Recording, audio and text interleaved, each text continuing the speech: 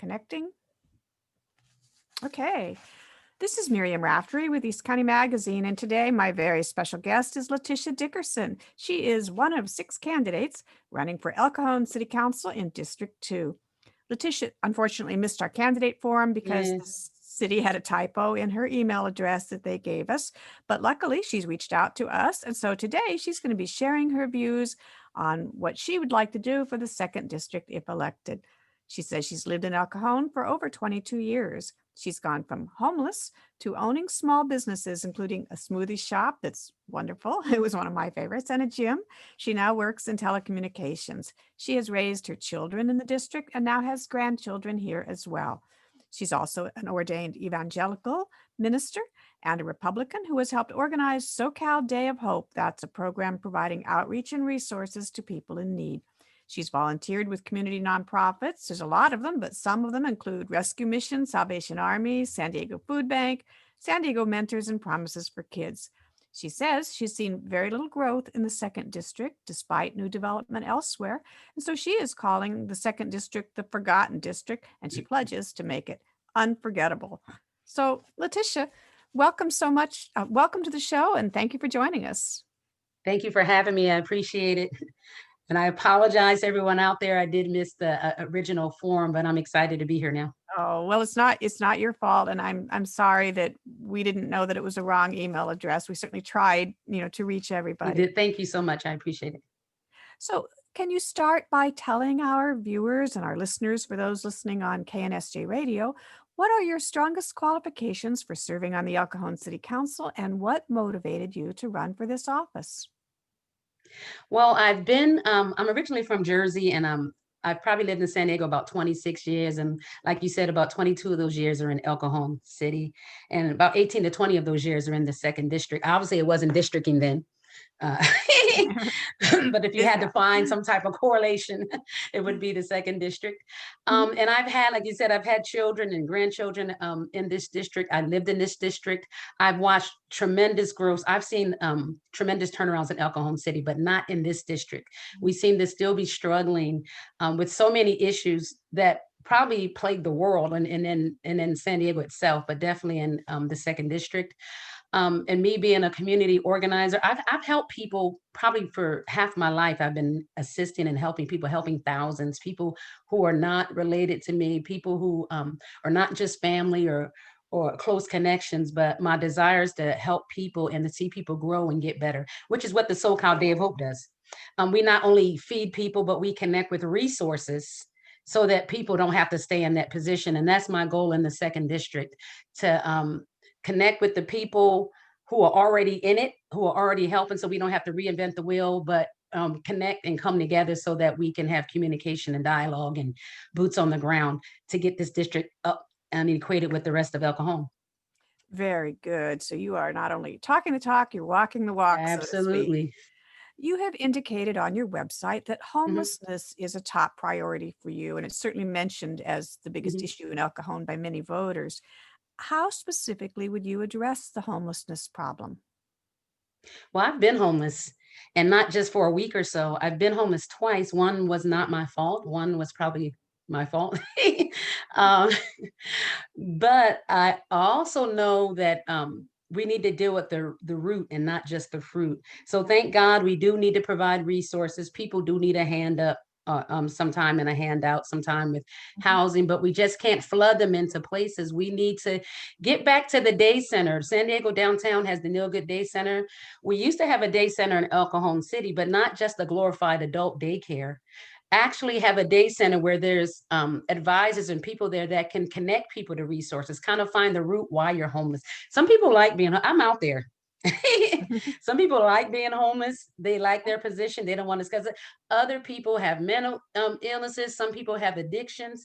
Some people, like me, was just one paycheck away. And when they missed that paycheck, unfortunately, it Yeah, put them in a homeless situation. right. Just So lost a job or got evicted or yeah. exactly. Got Mhm. it. Anything could have happened. Some spouses, people got sick, a lot of things. I understand that. I was married to a man in a wheelchair. He was quadriplegic. And when he got injured, that changed our whole lifestyle. Oh So gosh, I can situations imagine. Yeah, he's dead. I appreciate it. Thank you. Yeah, and you were Um, widowed and you went on to raise your kids essentially as a single mom he after was actually that. my That's tough. second husband. So Mhm. I didn't have any children with him, but I did have Yeah, children while I was married to him. So it was hard losing the yeah. income and all of that. So um but if we can connect and find out what the root of the issue is, then we won't just keep pulling the fruit off the tree. We deal with the root and then you can move people. So if we get them to day centers and we figure out what's going on, why are you homeless, then we can deal with the root of it. And this requires, I'm a boots on the ground kind of person. Everything can't be done in a meeting room Okay. because you have to build relate. One thing I know about the homeless is they don't trust everybody and you have to build Yeah, rapport and relations with that. that's very important. Moving on to another topic. El Cajon, like many cities, has been the target of protests recently Mhm. over racial justice and specifically policing concerns. How would you address the calls of the many people who want to improve racial justice, and some of them want to shift police budget priorities, versus the concerns of others who think El Cajon needs more funding spent to improve public safety and address crime? Well, I'll tell you, I'm a Black woman, obviously. So obviously I've experienced racial injustice and racism and um, I in no way, shape, or form believe we need to be defunding the police or removing. We need our police officers. We love our police officers. We need our protection. And no matter who we are, what demographic, we all know 911. And when Mhm. we call it, we want somebody to be on the other line. True. Uh, However, we do need to build dialogue. I'm a part of the Faith-Based Action Coalition. And I've also done CAST. I haven't done anymore, but CAST, I don't know if you heard of them, Community Assistance Service Team. And Yeah. I used to be a part of the Lemon Grove clergy. And all of these things, we would bring the police officers, the sheriff departments, and faith-based leaders and the community prosecutors come together at a table, and we would find out where the lack of communication was, where we missing it. So we need to open that dialogue. There's nothing. I'm a firm believer in the First Amendment and the right to assemble. So it's Mhm. nothing wrong with peaceful protests. But we need to have where the ball drops is the definition of peaceful. Right. Yeah, burning buildings sound probably Right. doesn't fit So that. we need to have a common definition and peaceful. So I believe in anyone's right to assemble peacefully and voice their issues. And people need to feel like they're being heard. And one of the things I know with Black people, a lot of times they feel like they're not being heard. Mhm. Um, Yes. However, we need to have a healthy dialogue. I had an incident, but real quick, if I can give this example. Yes, Years please. ago, back in 2001, 2002, like early 2000s, my car was stolen. And I reported it. I got it back about 30 days later, and somebody didn't do the paperwork. So I'm riding down Broadway by the yogurt mill, Oh, and wow. about 4 or 5 police officers pull me over. There's cops behind me, and I don't know why the lights are going on. And there are police officers behind me. They get out the car. They're saying, "Get on your thing." They handcuffed. I Oh had my me and my gosh. ex-husband, and they handcuffed us. We're on the ground, and it's How been about frightening. maybe 8 minutes. And at this point, I have no idea why I'm on the ground with handcuffs. About 2 minutes later, one of the officers says, "She's the owner." Somebody didn't file the paperwork when I picked my car back up. So they still had it missing. It was just a lack of So they thought you communication. were As soon as driving the they stolen found car? out, they apologized. They were so apologetic. They felt so bad. Yeah. Um, it took about 30 minutes to handle the whole situation. Had I responded differently, or I didn't know what was going on. So in my perspective, it may have looked like they were racial profiling or pulling me over for no reason. Yeah. They It's didn't so know hard I was the owner. so So it hard to looked tell. like, yeah. I had a similar Mhm. circumstance some years ago, and I wonder if I'd been a person of color, if they might have not treated me the same way. But we had sold a minivan, and the place we donated it to failed to register the change of ownership. Fortunately, we had our copy of it, Mhm.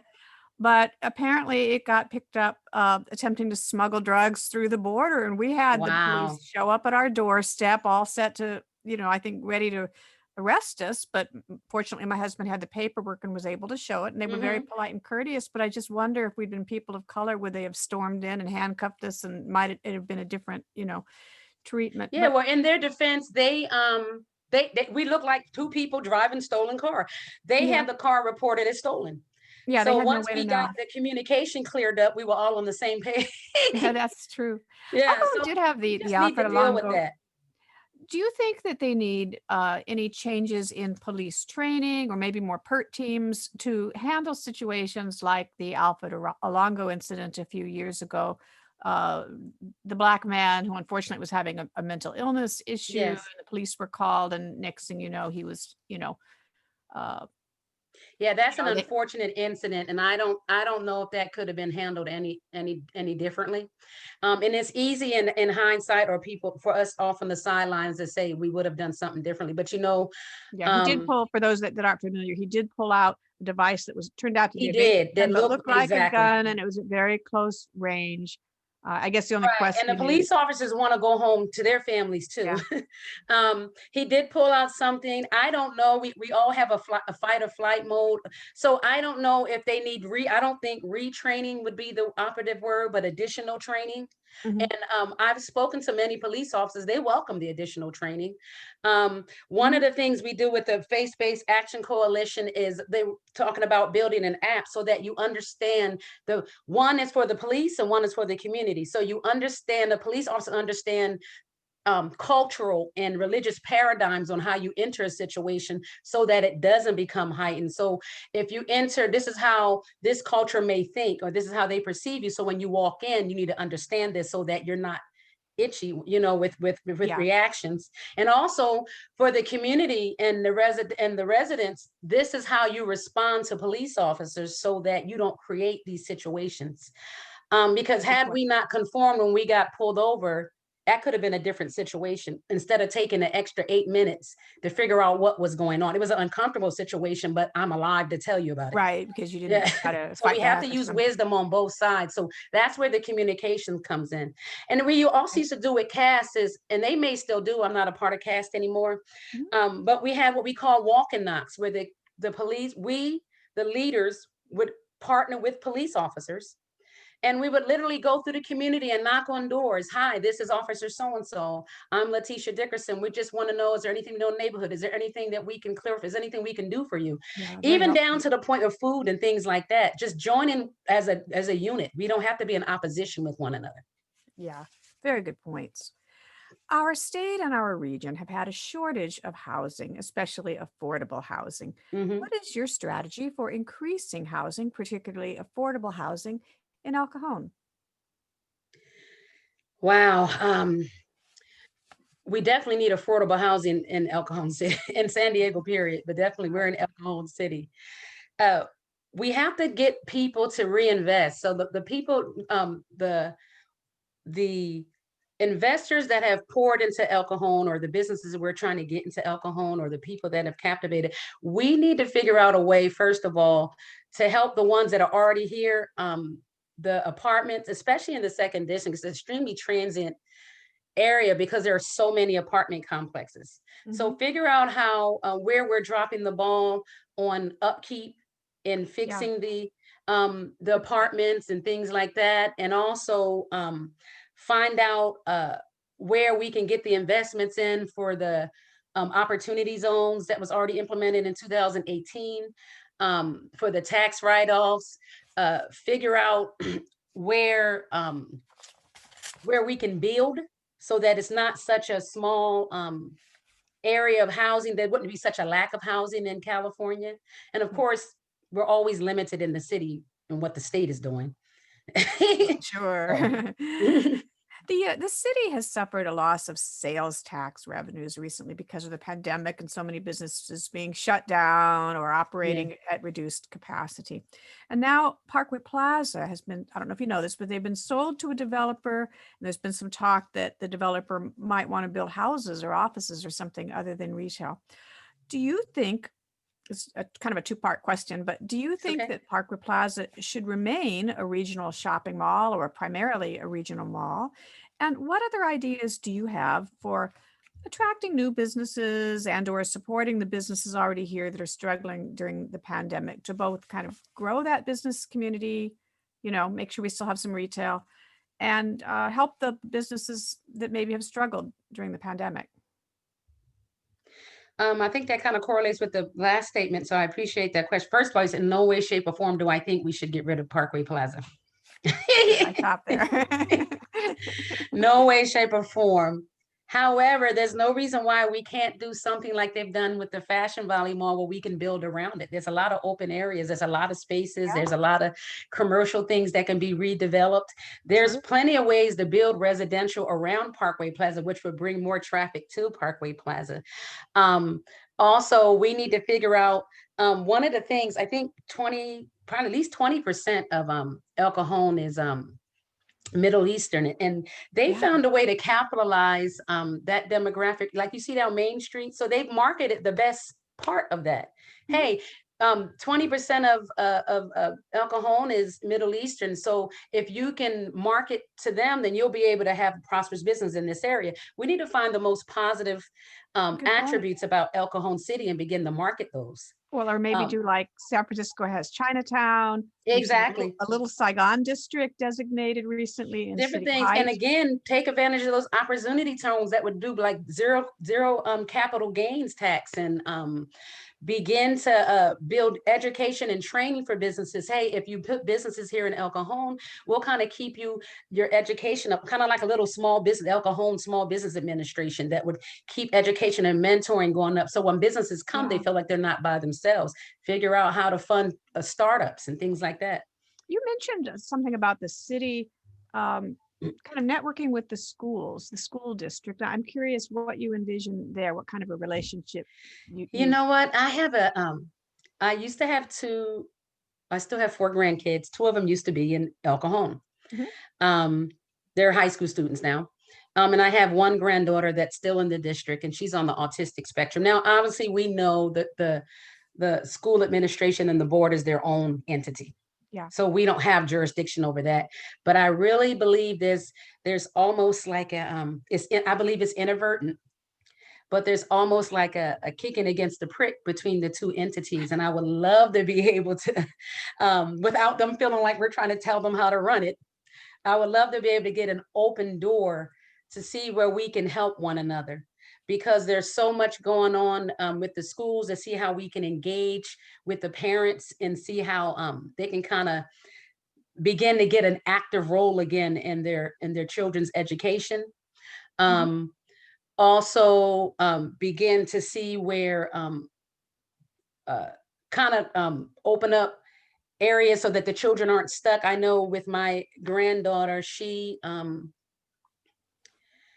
we've had some issues where she's too far advanced to be, she's on the autistic spectrum, so she's too far advanced to be in that classroom, but she's also not far advanced enough to be on her own. Yeah. But there seems to be a drop in that part where we can get the resources necessary for them to give us additional aids for her in the district. There doesn't seem to be enough finances, because the schools are based on the taxes and all that, on the funding Yeah. toward the schools. So I'd like to figure out a way where we can come together and come to the table, and with a meeting of the minds with the school district. Okay. If there is another round of CARES Act funding from the federal government, which is a very big if right now with Congress sort of Right. gridlocked over that, Let's how hope. would you prioritize who would get the funds locally in El Cajon? Would it be Definitely, we need to get back to our businesses. We need to get our businesses up and running. I believe we need to be open. We need to get them up and running. I believe we can do that safely and efficiently. Um, Business owners want to, as a former business owner, we want to be prosperous. We want our business to succeed. So we're willing to do what we need to do to help them succeed. So I believe we can follow the mandates of whatever the state is exercising and still open up our business. So if we find businesses that are profitable, and we find those businesses that were doing what they need to do, we need to fund those businesses and make sure they're able to stay open. Find those ones that may be struggling, but they have things in place. But the funding needs to go to them. okay? I So think as that's opposed to say renters or mortgage holders or well, even I think we need to private go businesses. to renters as well, those that need it, those who have legitimately lost jobs, There are people who have lost jobs, and my household's been blessed because I'm an essential worker. My daughter's a nurse. Her husband Mhm. has his own business, but he's been affected. His business was shut down. He owns a small gym in Mira Mesa, so Ooh, he yeah, that's was tough. affected by that. Um, so we do have renters, some where they both how income, there were two incomes and both incomes were lost. So we don't want people evicted out of their homes. The landlords have to pay bills too. So we have to figure out where the landlords are struggling that haven't received rents Yeah, from a lot of very good workers. point. So that's part of business. And then you have residents who legitimately don't have income. Some of them took a minute to even, the website was, it was so many people that it crashed. So they were not even able to get a check right away. So they're still Sure. playing catch up. So we have to find out where those resources, where it really was necessary. Okay, moving on to talk about the arts for a moment. Our region's Performing Arts Center was closed for over a decade before the city finally was Yeah. able to do a big remodel. They invested in it, but they also brought in Live Nation, which made its Hmm. own investment and was managing the theater, it still is. It became profitable actually ahead of schedule, and then COVID hit, forcing a showdown, yeah, a COVID hit. shutdown that's indefinite at this point. My question for you is, whenever they're allowed to actually reopen again, would you back continued support of the Magnolia to, if Live Nation needs any help to make sure that we don't lose this treasured resource for the community? Absolutely. And I like Live Nation. They've done it across the world, not just across America. They've done it across the Yeah. world. I believe we need to let them do what they need to do. A prosperous, and it's called the magnolia, which is cute. I think that because that's the city flower, and the Yeah. logo, whatever. So I thought that Your was a Magnolia is great play on beautiful. Yeah. names. Yeah, Mhm. and it kind of gets rid of the minuscule paradigm, because the East County Performing Arts kind of kept it minuscule, but Magnolia opens the door to whomever may want to come in. You True. know, it could kind of be like a sports arena. And and as Right. people come and acts come, that's more revenue for El Cajon City. That's more people coming to the city. That's building up the arts and the concept how people see El Cajon City. So I say let Live Nation do what they need to do. Yeah. You have pledged to make the second district unforgettable. Other than what we've already talked about, do you have any other specific ideas for the district to make it unforgettable? Yeah, I think we need to the bottom line is you know, I want to make sure I've, like I said, I've had children in the district, so I'm not going to forget about the children who are in the district. Mhm. I've been homeless. I know how it feels. So I'm not going to forget about the homeless in the district. I've also been a business owner, so I know how it feels um, concerning the inundation of the surroundings and what it looks like, and the cleanliness and the issues on the streets that can come from people being homeless or waking up in front of your building and all that. So I'm not going to forget about the businesses. Um, so we can go down the list. I understand community organization. I know how to bring people and resources together. So I think I'm the one, I don't think, I know I'm the one that can connect this all together and make sure that we can fix the issues that we have and work together with the people who are, I feel like the mayor and the city council are doing what they need to do. It's just you don't have enough people to do it. It is Yeah, not enough representation. So we need people that can focus. I appreciate the districting so right. that now we can get somebody in that will focus on this district and focus on the people in this district. And I should mention, by the way, we should define what the second district includes roughly. It's sort of the central, is it central north portion of the city? Am I remembering You right? know, if you want to talk cardinal directions, I think you've lost me, but I know I am so bad with maps and cardinal That's all right. directions, but I know that it goes, you go all the way down from there, second, toward Greenfield, Mhm. around by near the Target and coming Yeah. down. So if I can give landmarks, Yeah. uh, And then um, to Main, I think down as down far to as Main Main Street, I think. Street, Mhm. exactly. Near Chambers, like when you're going toward SDG&E and all that. So Yeah. uh yeah, Okay. it spreads That all the way gives a down there. good Yeah, but general cardinal idea. directions, I'm so low. I don't even know where I live at, and I'm off of Mollison. That's all right. I'm going to let you have the last word here today, Letitia. What else would you like our viewers and our listeners and our readers on the website to know about you and your candidacy? If there's any issues we missed, any endorsements you want to mention, and also where can people find more information about your candidacy? So my greatest endorsement is the one through Jesus Christ. So God sent me to do this. So I believe I'm called to do it. I'm ready to do it. I'm positioned to do it. Also, Letitia Dickerson, you see my name, of course, I think LetitiaDickerson.com. You can go to my website. It's connected to all of my social media. I have not blocked any of my social media. Mhm. So it's all open. It's not private. I did that on purpose. Even if you disagree with me, you still be able to understand my platforms and my paradigms. Very good. Because I believe we can disagree without being disagreeable. Um, so if you go to my website, LetitiaDickerson.com, you can connect to all of my Twitter, Instagram. You can see the information that I've done and the entities and organizations I'm connected with till this day. Mhm. And the ones that I was connected with. You can see photos that were posted years ago. That Yeah, so you see that this is not something that I just engaged in just to run, but I'm running because for half my life I've been fighting for others, and now I just want to fight for you. fantastic. And that is spelled for those that don't have the screen in front of them here. It is Awesome. Letitia, Letitia Dickerson, Dickerson. Letitia, I really want to thank you for taking time to join us today on East County Magazine's show.